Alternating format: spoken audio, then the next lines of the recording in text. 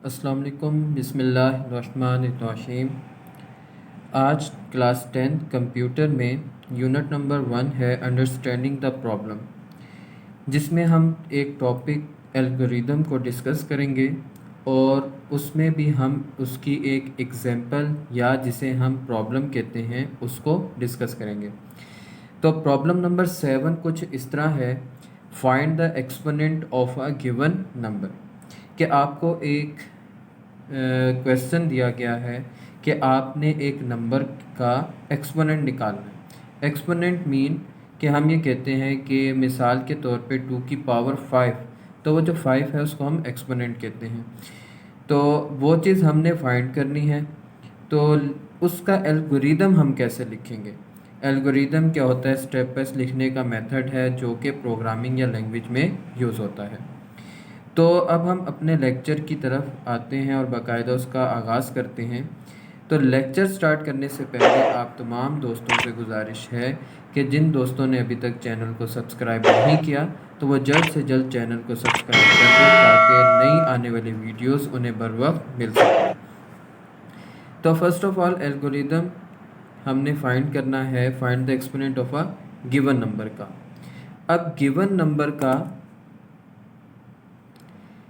अब given number का जो हमने एक्सपोनेंट निकालना है उसके लिए कुछ बातें भी समझना ज़रूरी हैं, लेकिन हम स्टेप वाइज चलते हैं और जिस स्टेप में प्रॉब्लम होगी उसकी एक्सप्लेनेशन हम साइड रफ वर्क में साथ साथ करते जाएंगे। तो कोई भी वैल्यू जिसका आपने एक्सपोनेंट निकालना है तो उसके लिए जब हम उसका एल्गोरिदम लिखेंगे तो एल्गोरिदम कुछ इस तरह होगा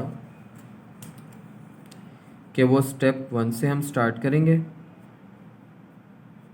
स्टेप नंबर 1, और स्टेप नंबर 1 हम मेंशन करेंगे कि वो क्या है।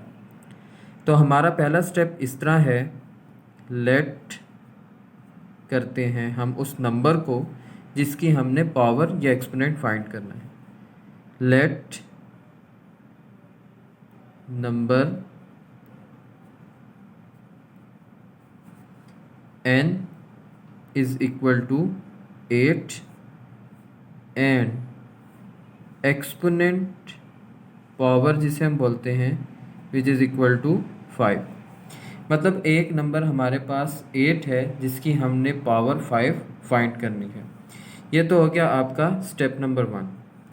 एक चीज़ स्टार्ट, मतलब स्टेप 1 में हम चीज़ क्या लिखते हैं? स्टार्ट लिखते हैं फर्स्ट ऑफ ऑल, इससे हमारी इब्तदा होती है।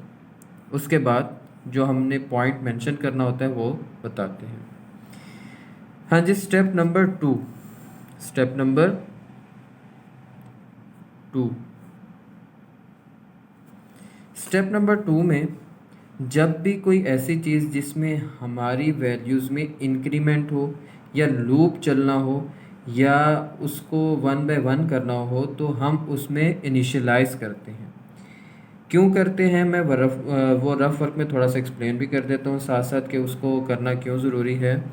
तो फर्स्ट ऑफ ऑल इनिशियलाइज़ कर लें कि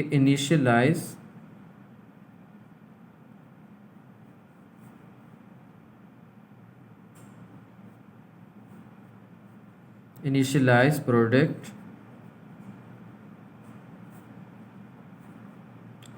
P is equal to 1 and K is equal to 1। अब ये इनिशियलाइज करना क्यों ज़रूरी है, इसके लिए थोड़ा सा रफ वर्क में एक आइडिया देता हूँ आपको।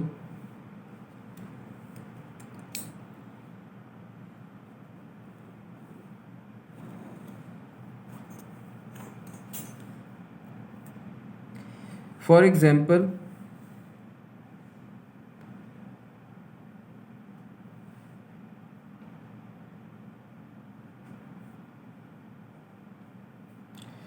एग्जाम्पल हमारे पास अगर 2 की पावर 5 ली जाए तो 2 की पावर 5 का मतलब ये होता है 2 इंटू 2 इंटू 2 इंटू 2 इंटू 2। मतलब अगर आप इसको गौर से देखें तो ये क्या हो रही है, चीज़ रिपीट हो रही है, रिपीटली मल्टीप्लाई की तरफ हमें लेके जा रही है, जो कि 32 आ जाता है। तो ऐसी कंडीशन जब कोई चीज़ रिपीट हो तो हमें क्या करना होता है, चीज़ को इनिशियलाइज़ करके एक बेहतर रिज़ल्ट की तरफ जाना होता है ताकि हमारा रिज़ल्ट बोगस या कोई भी गलती का इम्कान उसमें कम से कम हो सके। तो हमने इनिशियलाइज़ कर लिया प्रोडक्ट से, और जो इंक्रीमेंट हमने चलाना है, हमने कितने इंक्रीमेंट बनाने हैं, मिसाल के तौर पे उसने जैसे एक्सपोनेंट 5 का है तो हमने 5 टाइम उसको इंक्रीमेंट या वो लूप चलाना होगा। तो ये पॉइंट समझना ज़रूरी है। अब स्टेप 3 पे अगर हम आ जाएं, स्टेप 3 पे अगर हम आ जाएं तो स्टेप 3 में सिंपल हमने क्या निकालना है, प्रोडक्ट। क्योंकि चीज़ें अगर आप एग्जांपल में देखें तो ये मल्टीप्लाई की फॉर्म है, तो ये क्या निकालेंगे हम यहाँ से, प्रोडक्ट। तो स्टेप 3 में हम क्या लिखेंगे, फाइंड द प्रोडक्ट।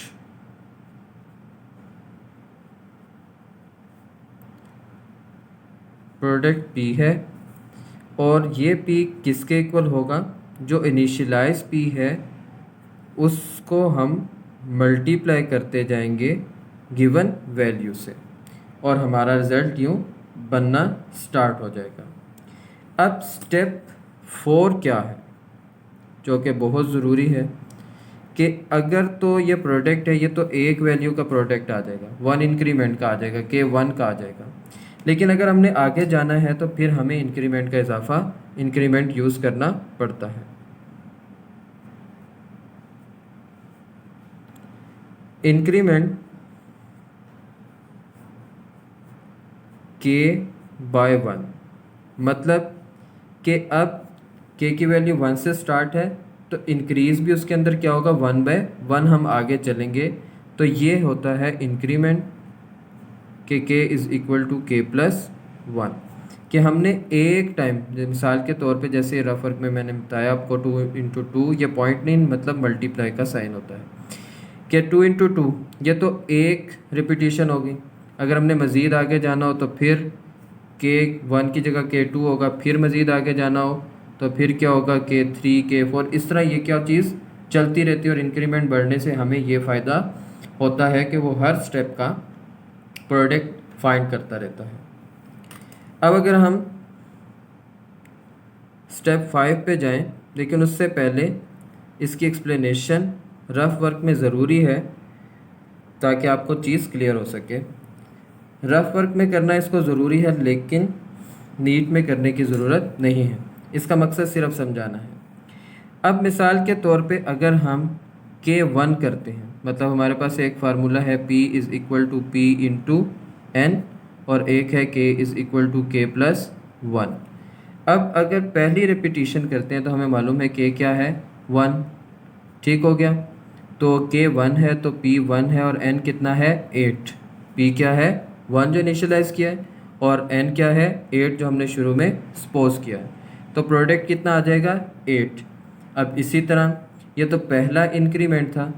अब अगर हम दूसरे इंक्रीमेंट पे जाएं तो दूसरा इंक्रीमेंट क्या है, K की जगह क्या आएगा, K is equal to K plus 1 है तो K की जगह 1 प्लस 1, तो अब K की वैल्यू कितनी हो गई, 2। K की वैल्यू कितनी आ गई, 2 आ गई। तो 2 का मतलब कि नेक्स्ट रिपीटिशन में हम अब इसको यूज़ करेंगे। अब प्रोडक्ट हमारा 8 हो चुका है, अब प्रोडक्ट हमारा 8 हो चुका है, और n की वैल्यू तो 8 ही है, तो प्रोडक्ट कितना आ गया, 64। और जब ये क्या है, K2 जब दूसरी रिपीटिशन है। अब अगर बिलफर्ज K3 कर लिया जाए तो अब प्रोडक्ट कितना हो चुका है, 64, और n की वैल्यू 8, तो ये कितना आ जाएगा आपके पास, 512। कितना आ जाएगा, 512 आ जाएगा। इसी तरह अभी हमारा जो प्रोडक्ट है, अब इसको हम मज़ीद देखें तो K4 चौथी रिपीटिशन, तो प्रोडक्ट हमारा 512 और N 8 ही है, तो इसको मल्टीप्लाई करेंगे तो ये बन जाएगा 4096। इसी तरह जब K5 हो जाए, पाँचवीं रिपीटिशन, तो पाँचवीं रिपीटिशन में प्रोडक्ट हमारे पास आ चुका है 4096 इंटू N की वैल्यू 8। ये इस फार्मूले के थ्रू, ये जो हमने ऊपर मेंशन किया, का यूज़ कर रहे हैं। जब हम इसको मल्टीप्लाई करेंगे तो ये आ जाएगा 32768। तो ये आप चेक भी कर सकते हैं। लेकिन अब ये बताने का मकसद क्या है, ये रफ वर्क में मेंशन करने का मतलब ये है कि आपको क्लियर हो सके कि आखिर ये जो हम स्टेप 3 करते हैं और स्टेप 4 करते हैं, ये इसका मकसद क्या होता है, क्या लॉजिक होती है। तो वो ये रफ वर्क में हमें बात समझ आ गई है। तो इसको यूज़ करेंगे तो क्लियर हो जाएगा कि ये इंक्रीमेंट क्या करेगा और ये प्रोडक्ट क्या करेगा।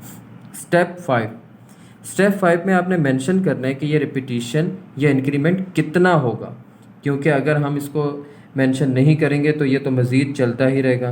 तो इसमें कंडीशन कुछ इस तरह होगी कि आपने लिखना ये है कि इफ़ के लेस देन और इक्वल टू ई, क्योंकि ई की वैल्यू कितनी है 5, तो इंक्रीमेंट या रिपीटिशन भी कितनी होगी 5 होगी। तो के की वैल्यू जब तक लेस देन ई है या इक्वल टू ई है, तो तब तक तो आपका क्या होगा, आपने क्या करना है, देन गो टू स्टेप 3।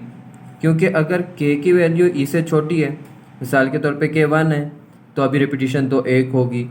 तो 1 से क्या होगा, एक हिस्से का प्रोडक्ट हमारे पास आ जाएगा। लेकिन अगर के 2 है तो वो तो ई से छोटा है, तो हमारे पास दूसरे हिस्से की, फिर अगर के 3 है तो तीसरे हिस्से की, के 4 है चौथे हिस्से की, और के 5 है तो पाँचवें हिस्से की। और 5 तक क्यों जाना है, क्योंकि ऊपर हम बता चुके हैं कि जो हमारी ई की वैल्यू है वो क्या है, 5 है। तो एक्सपोनेंट 5 है, तो 5 बार रिपीटिशन होगी, 5 बार हम मल्टीप्लाई करके इस रिज़ल्ट पे पहुंच जाएंगे। तो ये तो था मैथमेटिकल रफ वर्क, जिसको बताने का मकसद आपको क्लियरिफाई करना है। अगर तो के की value less than equal to E है, तो तब तक तो वो स्टेप 3 दोबारा परफॉर्म करता रहेगा, K1 K2 K3 K4 K5 perform करता रहेगा। तो लेकिन अगर ऐसा हो जाए कि अगर के की वैल्यू ई से बड़ी हो जाए, मिसाल के तौर पे वो 6 आ जाती है, तो वो तो ई से बड़ी है। तो अब उस सूरत में क्या करेंगे, उस सूरत में कंडीशन इस तरह है कि हम इसी से आगे मेंशन कर देंगे कि अगर K less than equal to E है, then go to step 3, otherwise go to step 6। अगर तो वो के की वैल्यू जो है वो ई से छोटी या ई के बराबर हुई, तो तब हम क्या करेंगे, then go to step 3। Otherwise अगर के की वैल्यू ग्रेटर देन ई आ जाती है, तो आपने फिर कौन से स्टेप पे जाना है, 6 पे, क्योंकि ये आपके लिए क्लेरिफाई हो चुका है। तो नेक्स्ट लास्ट में हम क्या लिखते हैं, हमेशा जैसे ऊपर स्टेप 1 में मैंने स्टार्ट बताया था, जो कि पहला स्टेप लिखने के बाद बताया गया। तो ये स्टेप 6 में अब हम क्या करेंगे, उसमें भी यही ख्याल हमने करना है स्टेप 6 में, कि अब हम इसकी जो है वो आउटपुट को रिप्रेजेंट करना है। तो इसकी आउटपुट क्या आएगी, P। और P किस तरह है, P 8 भी है, 64 भी है, 512, 4096, 32,768 भी है। तो आपने 4 से 5 बार इस प्रोग्राम को, इस लॉजिक को रिपीट किया, तब जाके आपको क्लियर हुआ। तो इसलिए बेहतर यह है कि आप वहाँ पे उस चीज़ को ज़रूर मेंशन करें। जब हम स्टेप 6 पे पहुँचेंगे तो आउटपुट आपको मेंशन करना ज़रूरी है, क्योंकि आउटपुट चलते चलते इन दी एंड हमें अपने रिज़ल्ट पे ले आती है। तो ये स्टेप 6 जो है वो क्या है, आउटपुट P के मतलब हमने प्रोडक्ट P निकालना है और उसको मेंशन करना है। तो now we go to last step, हम जाते हैं अपने आखिरी स्टेप पे, स्टेप नंबर 7 पर। स्टेप नंबर 7 हमें ये बताता है कि अब हमने क्या करना है, स्टॉप। अब हमने क्या करना है, स्टॉप कर देना है, क्योंकि हमारा प्रोग्राम, हमारी बात क्या हो चुकी है, कंप्लीट हो चुकी है। तो उम्मीद है कि आज का टॉपिक आपको पसंद आया होगा, और इसमें जो कोई मिस्टेक या जो कोई क्वेश्चन आप करना चाहते हैं तो वो आप व्हाट्सएप नंबर पर या कमेंट सेक्शन के अंदर पूछ सकते हैं। अस्सलाम वालेकुम।